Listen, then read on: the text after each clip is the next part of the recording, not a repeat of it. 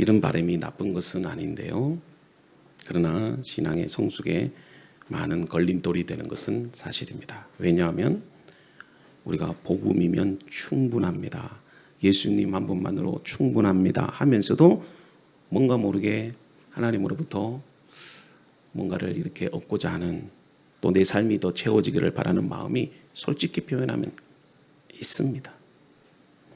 성경은 우리에게 주를 위한 헌신과 그리고 하나님 나라를 위해서 내 일생을 드릴 때 우리가 어떤 보상을 기대해서가 아니라 정말 구원받은 자로서 나 같은 죄인을 사랑해 주신 그 하나님의 은혜에 감사해서 자원해서 자발적으로 하나님을 섬기기를 원하고 있다는 것이지요. 문제는 우리의 모든 신앙의 헌신이 대가성이 되고 거래성이 되면 하나님의 은혜보다는 내 자신의 공로가 하나님의 은혜보다 더 앞서게 된다는 것입니다. 여러분, 기독교 신앙의 본질은 은혜에서 찾아야 돼요. 그 어떤 것도 은혜보다 더 가치를 두고 바라는 것은 올바른 그리스도인의 자세가 아닙니다. 여러분, 은혜만으로 만족할 수 있고 그 은혜만으로 기뻐할 때에 그것이 최상의 삶이 되는 것입니다. 본문은 가데스 바니아에서의 이스라엘 백성들의 불순종 사건을 배경으로 하고 있어요. 광야에 있어서 이 가데스 바니아 사건은 이스라엘 백성들의 하나님에 대한 불신앙과 그리고 원망, 또 이것은 단순히 어떤 생각의 차원을 넘어서서 인간의 어떤 죄성이라고 하는 본질적인 그런 속성을 가지고 있다는 것을 우리에게 말씀하고 있습니다. 자, 이러한 이 가데스 바니아의 사건이 민수기 13장 그리고 또 14장에 여러분들 그 배경과 왜 이스라엘 백성들이 그렇게 불평하고 원망했는지 아주 자세하게 2장에 걸쳐서 기록하고 있는데요. 오늘 이 본문은 모세가 이 지난 날에 가데스 바니아에서의 이스라엘 백성들의 그 사건을 회상하면서 기록한 내용의 말씀이 기록이 되어 있습니다. 자, 오늘 이 사건을 우리가 이해하고 해석하는 데 있어서 중요한 포인트, 그 포인트가 뭐냐? 왜 이스라엘 백성들이 가나안 땅에 들어가지 못했는가? 자, 그것을 오늘 우리가 한번 점검해 보고 생각해 보려고 해요. 자, 1장 26절과 27절에 보면 다음과 같이 말씀하고 있는데, 그러나 너희가 올라가기를 원하지 아니하고 너희의 하나님 여호와의 명령을 거역하여 장막 중에 원망하여 이르기를 여호와께서 우리를 미워하심으로 아모리 족속의 손에 넘겨 멸하시기로 우리를 애굽 땅에서 인도하여 내셨도다. 자, 지금 실제로 26절에 보면 그들이 올라가기를 원치 않았다, 그렇게 기록하고 있죠. 자, 그 이유가 뭘까요? 12명의 정탐꾼들을 보내는데 여호수아와 갈렙 외에는 나머지 10명의 정탐꾼들은 부정적인 보고를 합니다. 우리는 그 땅에 들어갈 수도 없어. 그 성은 견고하고 높고 또 그 땅에는 거인이 있고 강력한 무기가 있었기 때문에 우리는 들어갈 수 없습니다. 우리가 그 성을 향해서 들어가는 순간 우리는 다 죽습니다. 그러자 이스라엘 백성들이 그 부정적인 보고를 듣고 모세를 원망하고 그리고 하나님을 불신합니다. 그래서 그들은 다 죽을 것과 같은 두려움에 휩싸여 있어서 그 누구도 그 땅에 들어가지 않으려고 합니다. 그래서 27절에 보면은 하나님이 우리를 미워하셨기 때문에 우리를 광야에서 다 죽게 한다, 그렇게 단정지어서 원망을 하죠. 그래서 우리는 불순종과 원망이 그들로 하여금 가나안 땅에 들어가지 못한 결정적인 이유라고 알고 있습니다. 그러나 저는 좀 다르게 해석을 하려고 합니다. 물론 불순종과 원망도 이유가 되지만 거기에는 더 큰 이유가 있다는 것입니다. 36절에 보면 갈렙이 온전히 하나님께 순종했기 때문에 가나안에 들어갔다, 그렇게 기록하고 있지요. 36절 보면 오직 여분네의 아들 갈렙은 온전히 여호와께 순종하였은즉 그는 그것을 볼 것이요 그가 밟은 땅을 내가 그와 그의 자손에게 주리라 하시고. 자, 그러면 나머지 백성들은 불순종했기 때문에 못 들어간 것일까? 사실 이게 순종해서 들어갔다, 불순종해서 들어가지 못했다, 이것은 그렇게 간단한 답이 아닙니다. 이렇게 하나만 단정지어서 우리가 해석하게 되면 오늘 이 모세가 우리에게 주고자 하는 말씀 가운데 많은 것을 놓쳐버려요. 사실 오늘 말씀에는 더 큰 근본적인 이유가 있다는 것을 여러분들이 알아야 됩니다. 자, 왜 그러면 하나님께서 이스라엘 백성들을 선택했을까? 성경을 찾아보면 이유가 없어요. 여러분들이 왜 하나님의 자녀로 선택됐을까? 여러분들이 잘나서 똑똑해서? 절대 그렇지 않아요. 사실은 내가 하나님의 자녀가 된 거 이유가 없어요. 성경은 아브라함과의 언약 때문이다, 그렇게 기록하고 있어요. 그래서 이스라엘 백성들을 선택한 것이 내가 아브라함과 약속한 것 때문에 너희들을 선택했다는 거예요. 그래서 아브라함에게 어떤 약속을 하셨어요? 내가 너로 하여금 복이 되게 하겠고 내 백성들로 하여금 많은 민족의 번성을 이루게 하여서 내가 너로 하여금 축복해 주겠다, 그렇게 약속하신 거죠. 땅의 약속과 자손의 복을 주시겠다고 약속하신 것입니다. 그래서 사실은 이스라엘 백성들이 선택받고 구원받은 것은 하나님의 그 언약과 약속, 그래서 하나님이 그들을 부르신 거예요. 그래서 이스라엘 백성들은 자격 없어요. 그들이 똑똑해서 구원받은 것도 아니에요. 오로지 그들이 하나님 앞에서 할 수 있는 것은 하나님의 말씀대로 사는 것, 그러니까 하나님을 섬기는 법, 거기에만 관심을 갖고 이것만 배우고 이것을 위해서 애쓰면 돼요. 왜 그들이 가나안 땅에 못 들어갔을까? 단지 불순종과 원망 때문일까? 그렇다면 이미 그들은 홍해 앞에서 다 죽어야 돼요. 이미 홍해 앞에서 그들은 불순종합니다. 불평합니다. 이 홍해 바닷가 앞에서 우리를 죽게 하는구나. 뒤에는 애국 군대가 쫓아오는데 모세를 원망하고 하나님을 원망합니다. 그래서 불평하고 원망 때문에 가나안 땅에 못 들어갔다면 이미 그들은 홍해 바다 앞에서 다 죽어야 돼요. 이미 하나님께서 그들에게 가나안 땅에 들어가지 못하고 너희들은 광야 40년 동안 다 죽을 것이다, 이건 가데스 바네아가 아니고 홍해 바닷가 앞에서 그렇게 말씀하셨을 거예요. 그래서 우리 가데스 바네아 이 사건은 마치 불순종과 그리고 불신앙의 그런 어떤 상징처럼 그렇게 우리가 말씀을 들었어요. 그래서 우리가 순종할 때에 우리가 감사함으로 천국에 들어갈 수 있다, 가나안 땅에 들어갈 수 있다. 근데 성경을 묵상해 보면 다른 메시지가 있어요. 물론 불순종과 원망이 그들이 가나안 땅에 들어가지 못하는 중요한 이유가 되지만 사실은 그것보다 더 중요한 게 있어요. 그들은 이미 가나안 땅에 들어갈 준비와 자세가 되어 있지 못했다는 거예요. 여러분, 가나안은 여러분들이 천국에 들어가는 것도 준비된 자가 가는 것입니다. 기름 등불 준비한 자가 가는 거예요. 믿음 없이 은혜 없이 천국 못 갑니다. 여러분들 주 안에서 변화된 자가 가는 거예요. 천국은. 여기서 준비와 변화라는 것은 내가 어떤 자격이나 노력을 통해서 얻어지는 것이 아니라는 것이에요. 천국은, 가나안 땅은 은혜로 가는 곳이에요. 나의 노력과 애씀으로 되는 것이 결코 아니라는 것입니다. 믿음도 은혜의 선물로 우리에게 주어지는 것이지 행함이나 나의 의로 되는 것이 결코 아니라는 것을 여러분들이 기억할 수 있기를 바랍니다. 36절에 보면 갈렙이 순종함으로 들어갔다, 그렇게 말씀하고 있지 않습니까? 이 표현은 어떤 보상적 차원에서 말씀하시는 게 아니에요. 그러니까 갈렙도 뭐 순종하면 얼마나 순종 잘했겠어요. 갈렙이 순종했기 때문에 어떤 보상적인 차원에서 너를 가나안 땅에 들어가게 해줄게, 이런 의미가 아닙니다. 이미 하나님께서 갈렙에게는 약속해 주셨고 그를 은혜로 들어가게 하셨다는 거예요.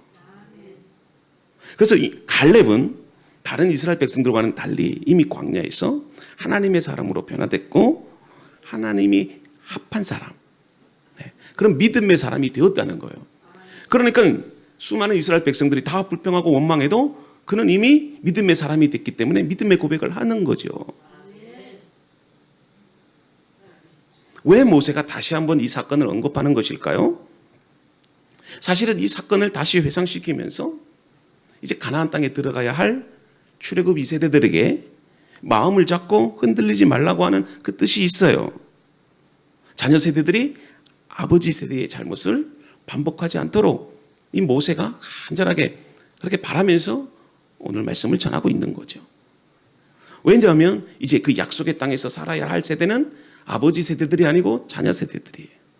그래서 그들에게는 이제 실제적인 교훈이 필요합니다. 그들이 온전한 하나님의 백성이 되지 않으면 가나안에서의 삶도 아무런 의미가 없다는 거죠. 우리는 가나안이 지리적 영역이 아닌 신앙적인 영역인 하나님의 통치 영역이라는 것을 여러분들이 알아야 됩니다. 우리가 가나안의 삶을 우리가 생각하는 세계관, 지리적 영역에서 생각하면 많은 사람들은 자신의 노력과 함께 그것을 이룰 수 있다고 생각합니다. 그러나 우리가 신앙적인 영역에서 믿고 나가면 하나님의 나라는 우리의 힘과 노력에 의해서 얻어지는 것이 결코 아니라는 거예요. 결론적으로 말하면 하나님의 나라는 절대적인 하나님의 주권과 은혜, 그분의 도우심으로 우리에게 주어지는 거다. 자, 우리는 천국을 하나님 나라로 이해합니다. 그래서 천국이나 하나님 나라를 같은 의미로 생각을 해요.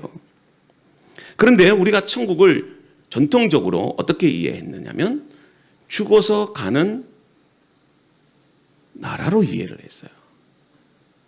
틀린 말은 아니지만 우리가 이제는 이 하나님의 나라의 의미를 하나님의 통치하심 그리고 하나님의 임재, 우리가 이 땅을 살아갈 때도 하나님의 나라를 이룰 수 있어요. 여러분들의 가정을 하나님의 나라로 이룰 수 있고 여러분들의 직장을 하나님의 나라로 이룰 수 있고 우리 교회를 하나님의 나라로 이룰 수 있다는 거죠. 근데 그 조건이 뭐다? 하나님의 통치하심과 하나님의 임재예요. 그래서 우리가 주기도문을 고백할 때에 이렇게 고백하지 않습니까? 하늘의 뜻이, 아버지의 뜻이 하늘에서 이룬 것 같이 이 땅에서도 이루어지게 하옵소서.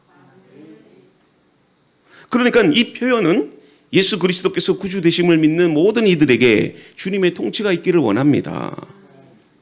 그리고 하나님의 백성다운 삶을 이 세상에부터 시작해서 그 아버지 하늘의 뜻이 이 땅 가운데도 이루어지게 해 주십시오. 우리가 이루어야 할 하나님의 나라가 있다는 거지요.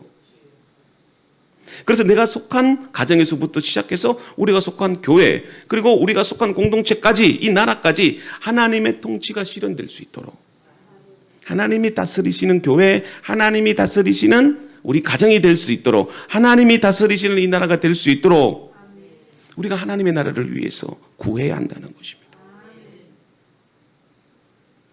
이것이 바로 모세가 출애굽 2세대들에게 신명기 말씀을 통해서 가르치고자 했던 핵심 말씀이에요. 자, 그러니까 너희들이 이제 가나안 땅에 들어가서 어떻게 살라? 하나님의 백성답게 살라. 그래서 그들에게 하나님의 백성 되기 위해서 광야가 필요한 거잖아요. 하나님의 백성이 된다는 건 뭘까요? 하나님을 의존하며 사는 거예요. 하나님의 말씀에 순종하며 사는 거잖아요. 그러기 위해서는 뭐가 필요하다? 광야의 삶이 필요하다는 거죠. 그렇기 때문에 하나님의 나라로서 하나님의 통치를 받으면서 살아가는 것, 이것은 어떤 우리의 보상이나 조건이 아니라는 거죠. 여러분, 가데스 바네의 사건을 볼 때 이스라엘 백성들의 그런 어떤 노력과 애씀으로 그 가나안 땅이 주어지는 것이 아니다. 그것을 오늘 우리에게 교훈해 주고 있는 것입니다. 그래서 하나님의 나라는, 그리고 하나님의 나라로 상징되는 이 가나안 땅은 우리가 하나님 앞에 열심히 순종하고 상 받을 짓을 해서 어떤 보상적인 차원으로 들어가는 것이 아니라는 것입니다. 그러면 왜 그러면 가데스 바네아에서 이스라엘 백성들이 불평하고 원망한 것일까? 자, 그들 나름대로 뭔가 하나님 앞에 잘한 것이 있다는 거예요. 자, 이게 무슨 말이냐면 자기의 의로움이 어느 정도 보상을 받아야 되는데 이 가데스 바네아에서 그렇게 보상받지 못했다는 겁니다. 자, 사람은 언제 불평이 나오고 원망이 나오는 줄 아세요? 사람은 자기의 기대와 그리고 자기의 바람대로 되지 않을 때 불평과 원망이 나와요. 자, 이것이 문제인데 신앙은 나의 기대와 바람대로 되지 않는 것, 여러분들이 그걸 깨달아야 됩니다. 신앙이라는 건 오직 여호와 하나님의 뜻이지 내 뜻대로 그렇게 하는 것이 아니라는 것이에요. 자, 그들이 출애굽한 이후에 끊임없이 불평하고 원망했던 것이 무엇일까요? 자, 그들은 출애굽만 나오게 되면, 출애굽만 하게 되면 이제 애굽에서의 지긋지긋한 종노릇, 그리고 노역에서 벗어나 가난도 없고 고난도 없고 시련도 없고 어려움도 없고 늘 행복하고 이제 젖과 꿀이 흐르는 가나안 땅만 우리에게 주어질 거다, 그렇게 생각했어요. 그래서 하루를 견뎠고 이틀을 견뎠고 3일을 견뎠어요. 근데 무려 40년 동안이나. 그러니까 광야로 나가보니 오히려 애굽에 있을 때보다 더 힘들다는 겁니다. 먹을 것도 없고 마실 것도 없고 살 집도 없고 더 힘들고 괴롭다는 거죠. 그러니 이미 그들에게는 출애굽한 은혜는 잊어버리고 하나님의 언약도 잊어버리고 하나님의 말씀도 잊어버리고 오히려 애굽만 그리워한 거예요. 자기의 현실의 문제와 그것에 만족하고 배를 채우는 것에만 관심을 두고 살았던 것입니다. 이런 이스라엘 백성들이 가나안 땅에 들어가서 그 뒤의 삶은 어떻겠습니까? 모세에게 가나안 땅을 자신의 어떤 보상과 그리고 노력의 결과로 그렇게 이해했던 것이지요. 그래서 이런 마음으로 신앙생활을 하는 사람에게 있어서 나타나는 현상이 뭘까? 두 가지인데, 첫째는 불평이고 둘째는 원망이다. 왜 우리가 강단에서 기복신앙과 번영신학에 대해서 여러분들에게 위험하다고 말씀드리는 줄 아십니까? 그것은 거기에는 내가 주인의 의식이 있다는 거예요. 기복신앙과 번영신학의 핵심에는 내가 주인이 된다는 겁니다. 그래서 신앙을 통해서 내가 원하는 것을 이루어내고 하나님께서 내가 어떤 열심을 가지고 내가 주의 말씀에 순종하고 최선을 다했으니까 하나님께서 나에게 이런 복을 주셔야 됩니다. 이것은요, 주종의 관계가 바꿔버리는 거예요. 하나님이 내 주인이 되어야 되는데 내가 하나님의 위치에 가버리게 되는. 사람은 죄로 타락했기 때문에 반드시 현실적이고 그리고 물질적인 것에 관심을 가질 수밖에 없다는 것입니다. 그런데 기복신앙과 번영신학은 무한하신 하나님을 내 마음대로 제한시켜버려요. 그리고 항상 내 중심적으로 해석해버려요. 사실 하나님의 뜻은 다른 것에 있는데 그런 하나님을 스스로 제한시켜버려서 하나님은 이래야 된다, 내가 이렇게 노력했으니, 내가 이만큼 충성했으니, 내가 그만큼 헌신했으니 하나님이 나에게 복을 주셔야 됩니다. 그렇게 스스로 하나님을 제한시켜버려요. 우리가 천국에 들어가는 것도 내가 잘나고 똑똑해서 가는 것이 결코 아니에요. 단적으로 말했으니 내가 순종했으니, 나는 좀 더 고결하게 살았으니 하나님이 나에게 복을 주셔야 된다, 그러니 나는 하나님의 백성이다, 나는 천국에 들어갈 수 있다, 그렇게 스스로 판단하면 안 된다는 거예요. 자, 이것을 제가 좀 더 말씀을 통해서 여러분들에게 확증시키려고 합니다. 마태복음 18장에 보면 1절과 3절에 제자들이 서로 논쟁합니다. 누가 더 큰가? 누가 더 큰가? 예수님이 그 제자들의 이야기를 들었어요. 한심하죠. 그래서 예수님이 한 아이를 부릅니다. 어린아이를 불러서 제자들에게 너희들 잘 들어. 이 어린아이와 같이 되지 않으면 결단코 천국에 들어갈 수 없어. 그렇게 얘기를 해요. 자, 그러면 이게 무슨 말이에요? 어린아이 같이 되지 않으면 천국에 들어갈 수 없다. 자, 3절에 보면 이렇게 표현합니다. 마태복음 18장 3절에 이르되 진실로 너희에게 이르노니 너희가 돌이켜 어린 아이들과 같이 되지 아니하면 결단코 천국에 들어가지 못하리라. 그럼 이 말씀이 도대체 뭡니까? 어린아이와 같이 된다는 말이 어린아이처럼 겸손하고 순종 잘하면 갈 수 있다, 그런 말일까요? 그런 의미는 아닙니다. 그런 의미로서 제자들에게 말씀한 게 아니에요. 지금 어린아이를 부르는 이유가 뭘까요? 제자들은 지금 누가 더 큰가? 천국에 올라가면 누가 한 자리를 할 것인가? 예수님 오른편에 누가 앉을 것인가? 지금 그딴 짓을 하고 있는 거예요. 그러니 예수님이 어린아이를 불러놓고 이 어린아이와 같이 되지 않으면 천국에 들어가지 못한다, 지금 그렇게 말씀하고 있는 거예요. 그러면 예수님이 말씀하고자 하시는 의도가 뭘까? 여러분, 천국은 지금 제자들은 자기 의를 강조하잖아요. 내가 수제자고 내가 예수님을 위해서 더 많이 헌신했으니 나는 지금 천국에 가면 예수님 오른편에 앉을 거고 왼편에 앉을 거다. 예수님이 한심한 거죠. 그래서 어린아이를 불러놓고 뭐라고 하시느냐면 천국은 하나님 나라는 믿음으로 은혜로 들어가는 것, 지금 그 얘기를 하시는데, 자, 여러분 보세요. 요즘 어린아이들을 보면은요, 야가 빠집니다. 그렇게 뭐 겸손하고 순종적이지 않아요.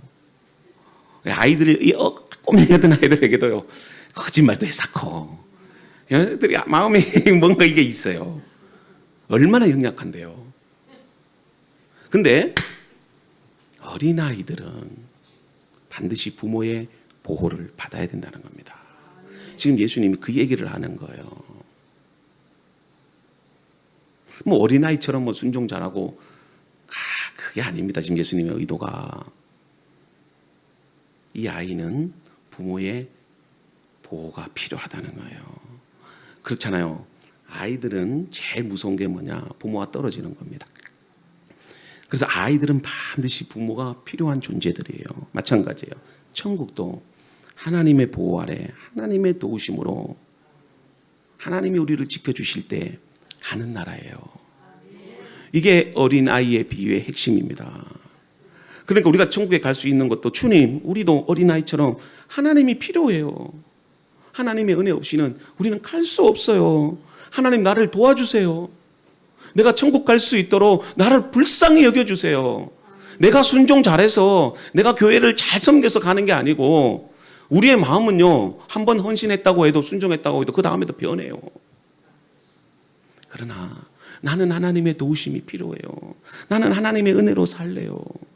하나님 나와 떨어지면 나 죽어요. 그래서 지금 예수님이 제자들에게 너희도 어린아이처럼 되라. 절대적으로 하나님을 신뢰하라. 하나님 떨어지지 마라. 하나님의 보호 아래 살아라. 그렇게 말씀하시는 거예요. 조건으로 가는 게 아니라 하나님이 이미 너희들에게 천국을 약속하셨기 때문에 그 하나님의 은혜 안에 너희들이 살아야 된다.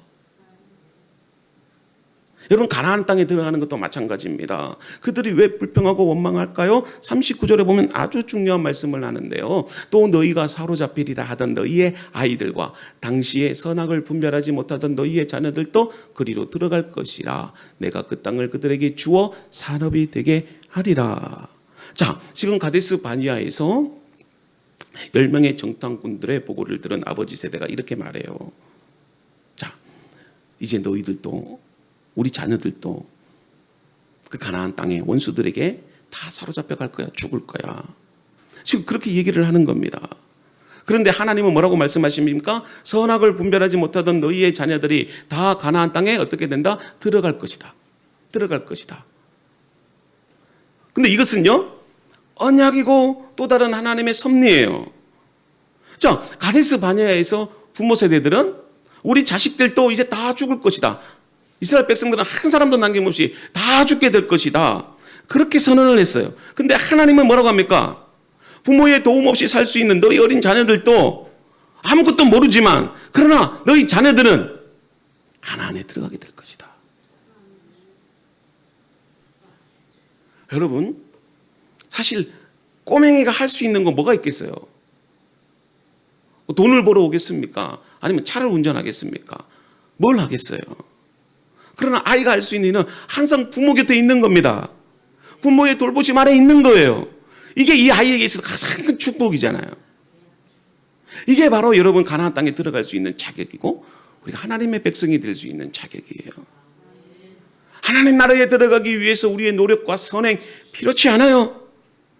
우리는 늘 하나님과 함께하며 하나님의 자녀로서 하나님과 동행하면 됩니다. 여러분 그 이상 무엇이 필요할까요?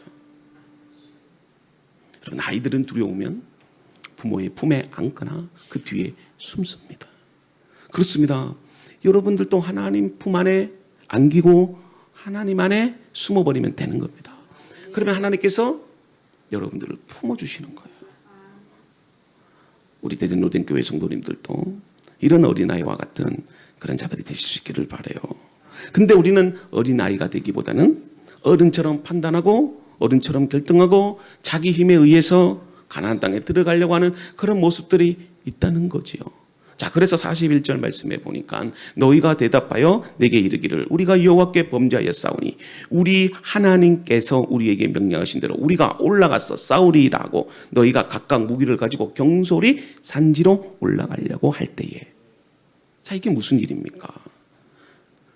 여러분 가나안 땅은 하나님께서 들어가게 하실 때만 들어갈 수 있는 겁니다. 그런데 하나님께서 그들의 불순종과 원망 때문에 가나안 땅에 들어가지 못한다고 하니까 그들이 화가 난 거예요. 아니 그러면 우리가 광야 생활은 뭐란 말이야. 기껏해서 출애굽했는데 좋다. 하나님 필요 없어. 우리 힘으로 한번 해보자. 자기들끼리 창과 검을 들고 가나안 땅을 향해서 나아가는 거예요. 뭐라고 표현합니까? 41절 마지막 절에 경솔이 산지로 올라가려고 할 때에. 이거는 자기의 힘과 능력으로 가나안 땅을 얻고자 하는 인간의 노력을 말하는 거 아니겠어요? 하나님은 이미 가데스 바네아에서 그들의 불평과 원망으로 인하여서 출애굽 1세대 여호수아와 갈렙을 제외한 그 어느 누구도 가나안 땅에 들어가지 못할 거다라고 그렇게 선언하셨습니다. 그럼에도 불구하고 그들은 어떻게 했다? 그들 스스로 가나안 땅을 성취하려고 그 나름대로 방법대로 무기를 가지고 싸우려 올라갑니다. 그래서 41절 앞에 말씀을 보면 너희가 돌아와서 여호와 앞에서 자 41절인데요. 네. 너희가 대답하여 내게 이르기를 우리가 여호와께 범죄하였사오니. 자, 이 말씀을 들어보면 뭔가 이스라엘 백성들이 회개한 것 같아요. 자, 회개한 것 같아요.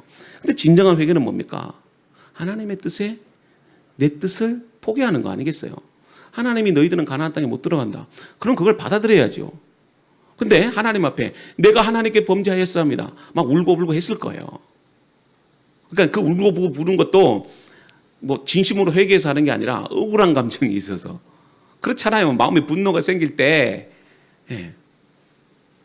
그러면서 자기 스스로 가나안 땅에 들어가려고 무기와 창을 갖고 올라갑니다. 이건 진정한 회개가 아니잖아요. 그들의 목적을 이루고자 하는 자기 힘과 능력으로 가나안 땅을 얻고자 하는 그런 어떤 혈안이 되어 있는 그 인간의 모습을 우리는 볼 수 있어요. 그러니까 지금 가식적인 회개를 한 것입니다. 그래서 45절에 보면 한 술 더 또 뭐라고 표현하고 있죠? 너희가 돌아와 여호와 앞에서 통곡하나 여호와께서 너희의 소리를 듣지 아니하시며 너희에게 귀를 기울이지 아니하셨으므로. 여호와 앞에서 통곡했다. 여러분 통곡했다는 것은 우리가 그 문자만 볼 때에 회개하고 하나님 앞에 진심으로 자기의 죄를 고백했다 이렇게 표현할 수 있는데 하나님은 그 통곡 소리에 뭐라고 하십니까? 그들의 소리를 듣지 않고 너희에게 귀를 기울이지 않겠다. 여러분 경솔함이란 무엇인 줄 아십니까? 하나님의 말씀을 듣지 않는 걸 말해요. 우리의 행동과 판단의 근거, 나의 지식과 경험이 아니라 여러분 하나님의 말씀과 기도예요. 하나님이 올라가지 마라 그러면 안 가야 되고 비록 하나님의 광야 40년 동안 그렇게 살게 한다 할지라도 하나님의 백성으로서 모세도 들어가지 못한 땅 아니겠어요? 그렇다면 하나님의 뜻에 따라 살아야 되는 거죠. 근데 경솔하게 그 하나님의 뜻에 반해서 어떻게 해서든지 자기가 원하는 것을 이루고자 하는 하나님의 뜻을 반해서라도 내 뜻을 이루고자 하는 그런 추악한 모습이 바로 우리에게도 있다는 거 아니겠어요? 신앙생활은 내 신념, 내 확신, 내 뜻대로 하는 게 결코 아니라는 것입니다. 오늘 본문 말씀을 통해서 우리에게 주시는 교훈이 뭘까요? 가나안에 들어가는 것 너무 중요한 일입니다. 그러나 가나안에 들어가기 위해서는 자격을 갖추세요. 하나님의 백성답게 인격과 성품과 신앙의 성숙을 이루는 자만이 가나안에 갈 수 있어요. 가나안에 들어가면 이제 만나도 없어요. 그 땅에는 이방 신들이 있습니다. 이제 그들을 물리쳐 싸워서 이겨야 됩니다. 어떻게 이길 겁니까? 믿음으로 이겨야 되지 않겠습니까? 하나님의 말씀으로 이겨야 되지 않겠습니까? 우리가 구원받았다고 해서 모든 것이 끝나는 게 아니에요. 이제는 우리가 가나안 땅에서 살아야 됩니다. 이 땅에서 살아야 됩니다. 그럴 때 우리가 무엇을 가지고 살아야 됩니까? 이 땅 만만한 곳이 아닙니다. 구원받았다고 해서 모든 것이 다 잘 된다. 결코 그렇지 않습니다. 우리에게도 고난이 있고 시련이 있고 아픔이 있고 절망이 있고 영적 싸움을 싸워야 됩니다. 그래서 우리는 믿음의 주의 온전케 되시는 예수 그리스도를 바라보면서 우리는 달려가야 돼요. 사랑하는 성도 여러분, 하나님의 말씀 안에 살아가실 수 있는 저와 여러분들이 되실 수 있기를 바랍니다. 가나안에 들어가기 위해서 우리가 하나님의 그 도우심 아래, 내가 하나님의 통치 아래 살아가는 삶, 사실 우리는 그것만으로 만족해요. 비록 내 삶이 변하지 않는다고 한다 할지라도, 내가 지금 살아가고 있는 이 현실이 힘들고 어렵다 한다 할지라도 하나님의 뜻이라면 하나님 그것만으로 족합니다. 그래요. 하나님의 뜻이 있겠지요. 나는 그 하나님의 뜻을 몰라요. 그런 하나님, 나는 주만 바라보며 살게요. 힘들어도 주님 말씀 붙잡고 살게요. 비록 내 삶이 광야에서 끝난다 할지라도 내 자식만큼은 하나님께서 가나안 땅에 들어가겠다고 약속하셨사오니 이 자녀들 하나님 축복해 주시고 이 자녀들로 통해서 가나안 땅에서 하나님 영광 드러내게 살게 해 주세요. 그래서 우리가 기도할 때 내가 어떤 특정한 목적을 놓고 기도하지 말고, 물론 우리가 간절하게 바라는 기도도 있지만 예수님이 가르쳐 주신 그 기도, 하늘의 뜻이 이 땅에도 이루어지기를 원합니다. 그럼 그렇게 기도해야 되지 않을까? 그럴 때 하나님께서 너희들이 구하지 않은 것도 다 하나님께서 주시겠다고 약속하신 거예요. 사랑하는 성도 여러분, 가나안에 들어가기 위해서 하나님의 통치와 섭리, 내 자신을 내려놓고 십자가를 지는 그런 그리스도인들이 되기를 바랍니다. 때로는 우리의 경솔함이 우리 스스로를 멸망의 길로 이끌 수 있어요. 나의 경솔함이 무엇인지 오늘 여러분들이 말씀을 통해서 깨닫기를 바라고, 먼저 하나님의 백성이 되십시오. 우리가 해야 할 길은 하나님의 성품, 인격, 성숙한 자가 되는 것입니다. 오늘도 그런 하나님의 은혜 안에 살아가는 저와 여러분들이 되기를 주님의 이름으로 축복합니다.